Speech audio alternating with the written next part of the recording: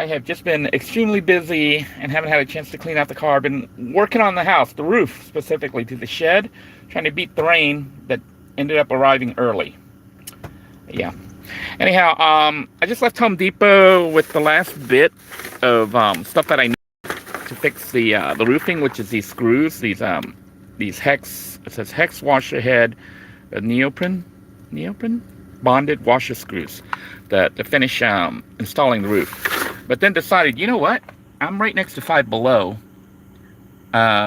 which for those of you who aren't familiar with it, it's similar to Dollar Tree, but they used to, I say used to, just like Dollar Tree used to, sell stuff at $5 or below. But now it's like $5.25 and below.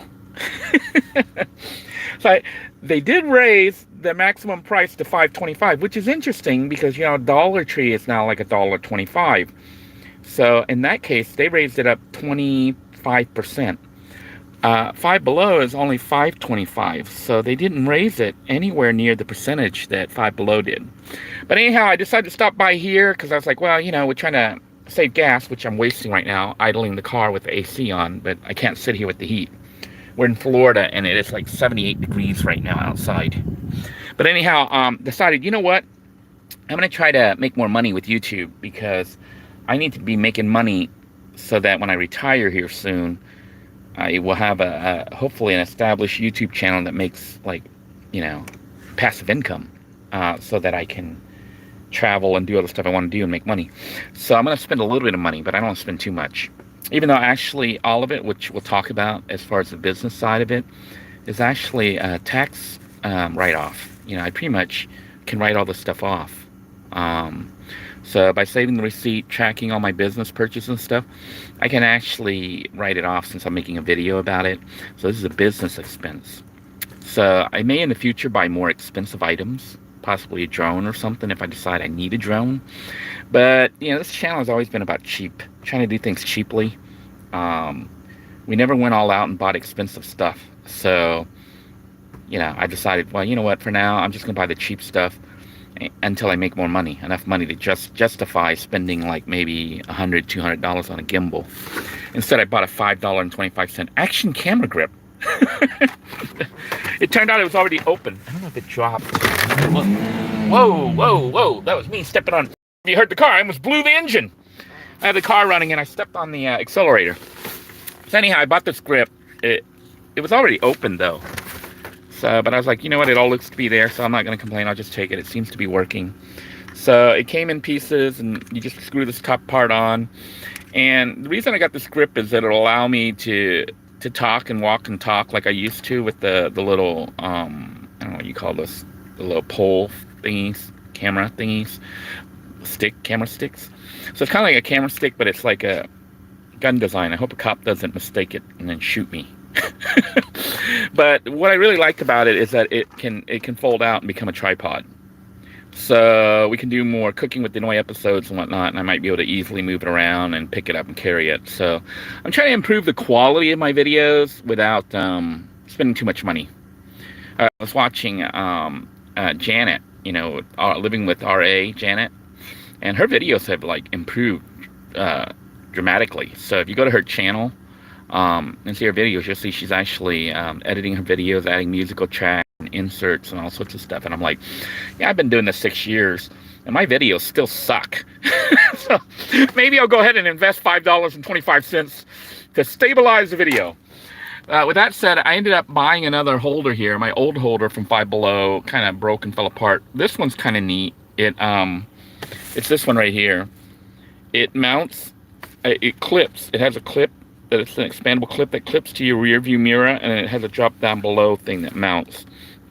And the reason I decided to get this was I didn't see the other one. Actually, I found it later, but I decided I'll go with this one. The other one I had, I don't know if you can see the watermarks here. It had a rubber suction thingy that kind of held it in place, but it kind of wobbled with the car. So I don't know if this will wobble or not. Maybe it'll be a little bit more stable. But essentially, you can tilt it, you know, and it's mounted right on the rear view mirror. So it'd be in the center of the vehicle here, and I'll have it pointed out this way at me. So $5.25 at Five Below, and you know, just so you can see what it looks like from behind. But it basically clamps on, and then you can lock it in place, and you can swivel this up and down as well as rotate it however you want to rotate it. Sorry that it's having a hard time focusing, but got that. And then I may end up doing some broadcasts from inside the house, where I'm on the computer, once I figure out how I'm going to integrate everything. And yeah, I'm trying to improve the quality of my videos, because I'm taking YouTube a little bit more seriously now. That's the reason I cut my work hours. I don't know if you guys know that. I was full-time working at the space agency, and they wanted to keep me full-time and gave me a pretty decent raise. And then I asked them if I can cut my hours. Okay, like they cut it like 25-30%, So I'm officially, I asked them, can they do that and still list me as full-time and keep my benefits? So they said they liked me enough that they were going to do that. So I'm earning quite a bit less now.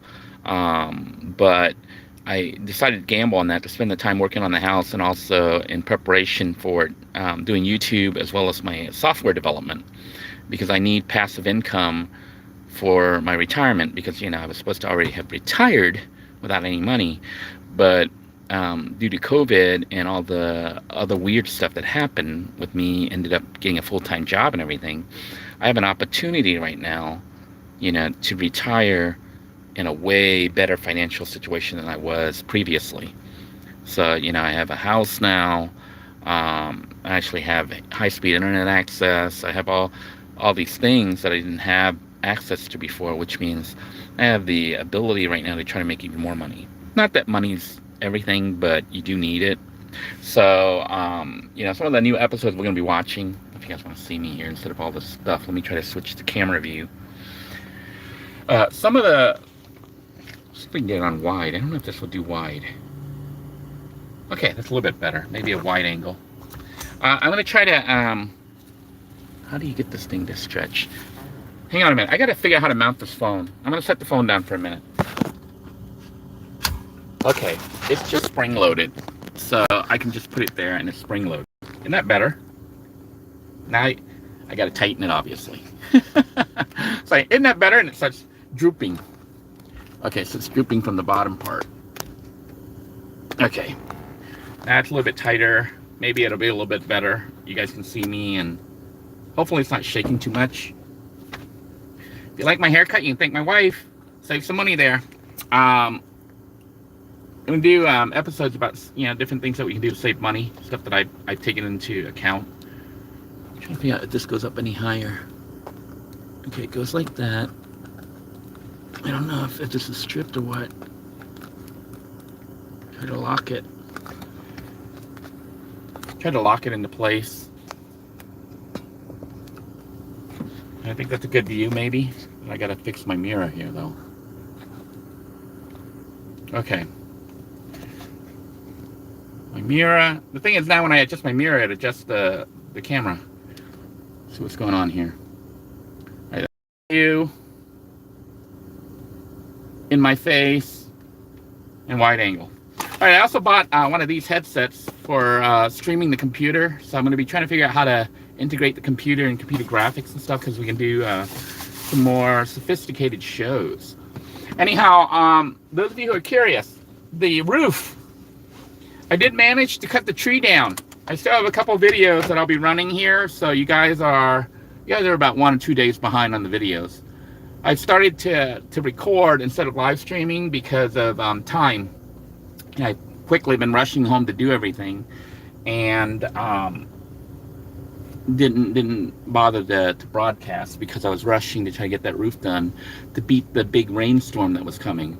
If you're in America right now, there was a big, huge storm that went across the entire country. The people up north, they're dealing with blizzards. Here in Florida, it hasn't been too bad. It wasn't supposed to get here till Friday, Saturday, but it actually arrived yesterday afternoon, evening, and then throughout the night, there was like really bad rain. And what had happened was I was like rushing to get that roof up because it was totally unprotected. It just had the raw wood. I had, you guys last saw it, it had tarp on it. And then I ended up putting wood up there, and then I had put tarp on top of the wood because of the tree. Remember, the tree was impeding the wood. It's like blocking, so I couldn't square off the wood, make a nice rectangle. So I had to cut around the tree, build the roof, cut the tree down, then repair all that stuff. So after I cut the tree down, by the way, the tree did 45, 50 feet in the air. It hit the wood, even though I laid out wood to spread the weight, you know, when it hit. So it wasn't like, you know, a central spot. Still some branches managed to hit the wood and slightly poke a hole. So there's some damage to the roof, but not too big, just little tiny dimples, you know, maybe about 6 inches. I'm gonna have to go on the bottom and kind of shove it up a little bit and fix it, but at least it's got a roof. Then what I did was I took some of that brown tar paper, felt paper, or whatever it is that they use for roofing. Normally you don't use that on, I don't know if you use that on metal roofing and stuff, but I decided to use it because I figured it would give it another layer of protection, you know, from rain and stuff. What's going on with this camera here? So I put that down. Then I put the nails, obviously, to hold that in place, the roofing nails. Then I put the metal roofing. And, you know, the roof wasn't exactly squared. Like, it wasn't, the dimensions weren't exactly the same, like the height and the width. You know, you have two sides, and the top and the bottom. And so the thing was more like a trapezoid than a rectangle. So, you know, that's what happens when you... I don't know if the building was originally like that or if it was just me and my bad cutting, but everything was kind of like trapezoid type. So then I took the metal roof and I had to measure that, and I was like, geez, it's actually too short. The roof was too long. So the way you should really do it is you gotta measure the roof, the length of the roof. Then you have to cut the rafters and account for the I don't even know what the parts are called, the side that goes on out, which adds like another inch or so. Then you can make everything fit. The way I did it, I tried to size it like the old one that was there. I took all the old components, you know, the old rafters, the old pieces that stuck out, and I reproduced them all, and I reproduced the roof the way it was. But the old roof, it didn't have metal roofing. It had shingles, you know, which would give you more flexibility because you could make shingles as long or as short as you wanted, you know, to make it fit. But metal roof, it comes in a certain length, and the length was 12 feet. I think it was 12 feet, you know, lengthwise.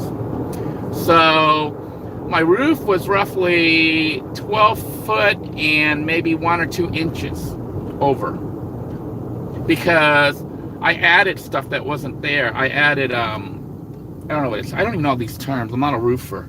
But I added these metal things that look like L brackets, but they run the whole length to catch the rain. So that if the water hits the corner of the roof, you know, it'll deflect it and push it away from the roof itself. So I added all that, and that ended up adding like an inch, you know, from the top and the back. So I had like an extra 1.5 inches or 2, you know, about 1.5 inches or so extra. So then I had to rush to get the roof up, you know, and it was like a big windstorm yesterday in Florida. It's like, it started on, it started on Wednesday. The wind started on Wednesday. And then on Thursday afternoon, it was still windy, but I was like, this is really bad. I had to take the metal up onto the roof, and I had to do this all by myself. So, you know, there was a chance of the metal catching the wind and flying like an airplane. And of course, we knew what was right behind it, where it would fly into, and that was those electrical power lines. So there was a definite danger there. But I managed to take the roofing material, which is like, there's a big truck coming in. I'm going to let him in. It's a big semi. I'll let him in. So, but anyhow, I had to put that stuff up on the roof and hope that the wind didn't catch it, and I did. And I went up there to start screwing everything into place with the screws that I showed you earlier. These screws here, they have like a rubber washer on the tip, so that when you put it down, it compresses and tries to seal the hole, so you don't have a hole in your roof. Well, I went through a whole box of that, and I started to work on the metal, you know, screwing it all down. I realized I was short. I was like, great, I don't have enough to finish the roof. and the rain started while I was on the roof trying to put the metal up there so that it would, you know, protect it from the rain. So I was like, this is great. So then I took the screws that were left and had to spread them out. So on the new panels that I was putting up, instead of using like 20 or 30 screws, which I was using previously, because I was putting them like every foot or so apart to make sure that roof was on there, I started spreading them out, and I had just enough to complete the whole roof.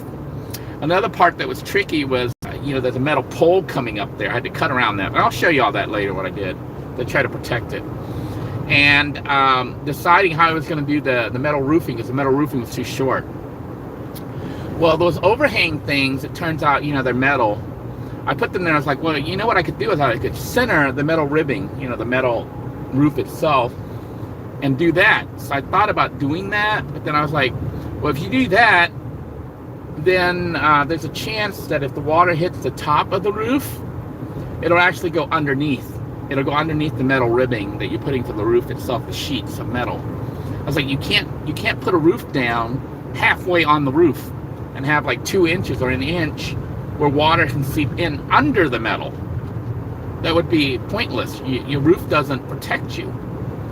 So then I was like, well, then what I'm going to have to do is line up the metal to the edge. I know it's hard to possibly visualize all this with me talking about it, but I'll show it to you here later.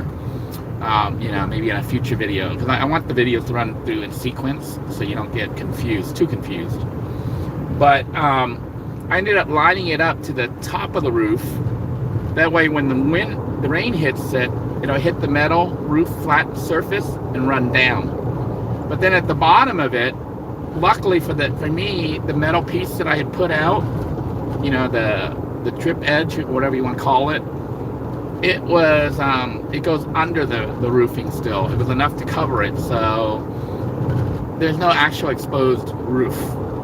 It still had the metal all around it, and I think it looks better. I trimmed all the papers, you know, the roofing paper, the felt, and I think it looks okay. I mean, it's like, doesn't look like a professional did it, but you know, hopefully it'll be enough to keep the rain out.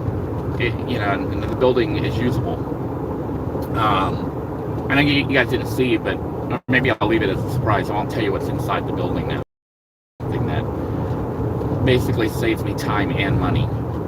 And, you know, we'll talk about that later. But one of the things I've started to do is, as the house is coming together, is figure out, you know, what I can do to save even more money. So with the house mostly done, the only other big project left is the RV. The RV has a leak in its roof again, you know, where I fell through, and it had been raining so hard, water was coming in. So I have to do that soon. That's the only other big urgent thing that needs to be fixed. But once this is all done, you know, I hope to basically do the vlogs, the podcast, whatever you want to call it, a little bit more professional. You know, not as many live, because live tends to go on for hours. Like this episode will run for 20-30 minutes or more, and people usually don't watch a video for more than 8 to 10 minutes. That's why YouTube has that 8 minute minimum, is so that you know, people will watch the whole video. But most viewers on this channel only watch the video for 3 to 6 minutes. So I'm talking for an hour and a half, and people watching 3 to 6 minutes. So, but I'll be doing more pre-recorded stuff that will allow more editing. You'll get better quality videos. It won't drop out like it does on these live. I'll do the live on special occasions like this, where I just want to update you on what's going on. Have started looking back again at sponsors. Sponsors are coming back, so you'll get to see a review coming up. We're going to do a strip light review. I'm also working with Timothy from Mo Bang for Your Bucks on it. We're going to, what's it called when you work collaboration? Yeah. So, you know, Timothy will be doing a video review of the same unit. I've negotiated a deal with you guys, the viewers, to get a discount. I'm not taking any money from it, you know, although that's how most people do. You know, they show the item, and they get a affiliate link or whatever, and they send people there. But I prefer to use the affiliate money that they would pay me and give it to the viewers, and just have them pay me up front, you know, because I don't really see myself making a lot of money off affiliate marketing, you know, or reviews and then promoting those items. So generally when a sponsor contacts me, I usually ask for money up front, and then, you know, I ask for, instead of the affiliate payment for coming to me, that we apply it as discount for my viewers. So the viewers get something, the company, it costs them the same, you know, but I get money up front and it's a done deal. Although if the channel became more popular, affiliate marketing may come into play. We'll explore that topic as I try to make a living off YouTube, you know, in addition to whatever other stuff I'm working on. But I want to thank you all for joining me. Look forward to the videos on the rest of the Denoy versus the tree, part 2, or revisited or whatever. If you guys have been around with me, then you know I had a tree incident with Walter's tree that took forever. This tree incident went much faster, thank goodness. But you know, it had some scary moments, and some of you might wonder why I didn't film those scary parts. I didn't want to film it because there was a chance I could die. I didn't want to film myself dying. You know, and then the video goes viral and I'm dead.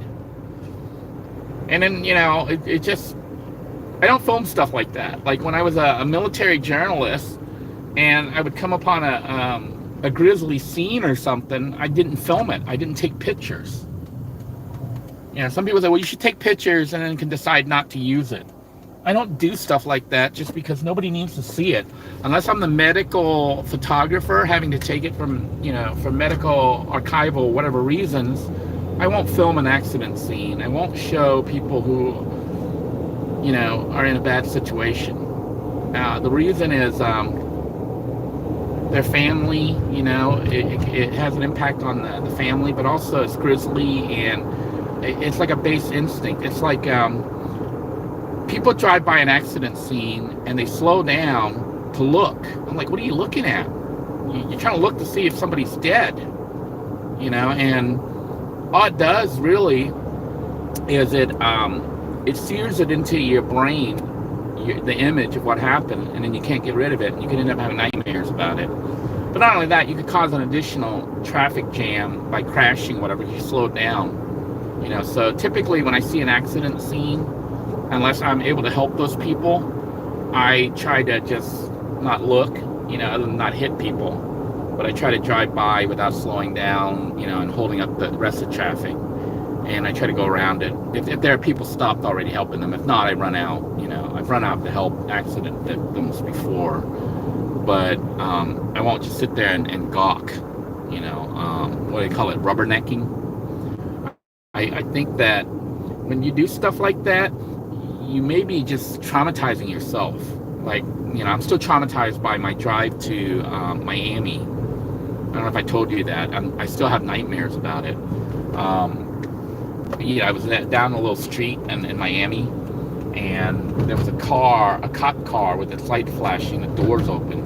And there was another car that was halfway off the road with the doors open. I was like, I wonder what happened here. I wonder why they didn't block the road, you know. And I'm thinking it just happened right before I showed up. But I went by the car, and it looked like there was a man slumped over it. And like an idiot, I looked. And I wish I hadn't. But it was pretty graphic, and it was pretty bad. I don't know exactly what happened. I didn't see a cop. I don't know if, but I know somebody was probably shot and it was a mess. And but there was a cop there, so I don't know if there were two people and the cops chasing the guy or the cops laying behind the car. I don't know what happened. I didn't stay, but you know, wish I hadn't looked. You know, that's the kind of stuff you see, and then it sears it into your brain, and then you have nightmares about it. So try not to look. And as a news reporter, when I did it in the military, I didn't take pictures like that. But anyhow, hopefully our vlogs, we're not gonna have that kind of stuff. Like I said, you know, in my own situation with the house when I was working on it, where there's a potential for something bad to happen, like really, really bad, I try not to film. I know some people get disappointed in it, but I try not to film just because I don't believe in promoting that kind of stuff. You know, it's a baser instinct that I think brings out the worst in people, not the best. You know, I prefer to. I know bad things happen, but I prefer not to showcase them. If you understand what I'm saying. Other things I've thought about is videos that are a little bit more personal in nature. I don't know if you guys would be interested. Comment down and let me, down below and let me know. If you'd be interested in learning a little bit more stuff about me and life and my views, my philosophies and my thoughts, like dating, like dating different races, interracial dating, getting married to, some of you may or may not know, but, I've been involved in a lot of different interracial situations.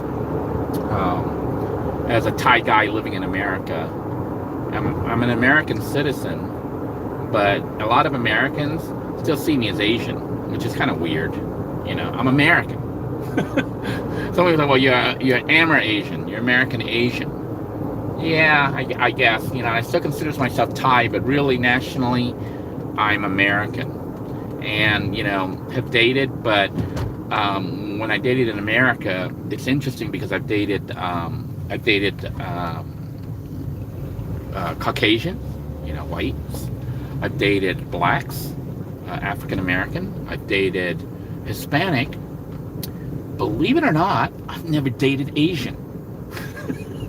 Isn't that weird?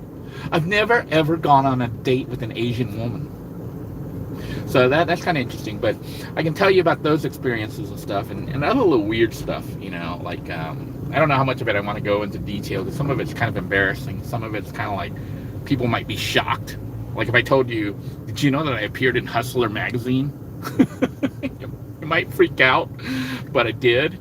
And, just stuff that people don't know. And some people kind of know, I do a lot of photography with models, glamour models. Some of those glamour models are a little bit on the risque side, So my connections are varied. Okay, let me put it that way. I hang out with people who may be a little bit on the shadier side, as well as people who are on the side of law enforcement and all that is good, And remember, I used to be a first grade teacher, so. You can't really categorize people. People like that. They like to see a person and categorize them as good, bad, evil, nice, whatever. And it's hard to categorize people because people are complex. And a lot of times what you see of someone is only what they project. And even with YouTube, you've seen that where a couple seem like they're really loving and adore each other, and then one ends up killing the other, behind the camera when the camera's rolling. So I don't know how much of that we'll do, but if you're interested, maybe when we do the talking head vlogs and stuff, we'll talk about some of those topics. And when I have the computer up and stuff, I'll be able to actually interact with you live. Let me know your thoughts. Thank you all for tuning in. I will keep you updated on the house. I'll look forward to a lot more different type of episodes, and hopefully they'll be better quality. So until next time, everyone, take care. God bless you all. Stay safe. Bye-bye now.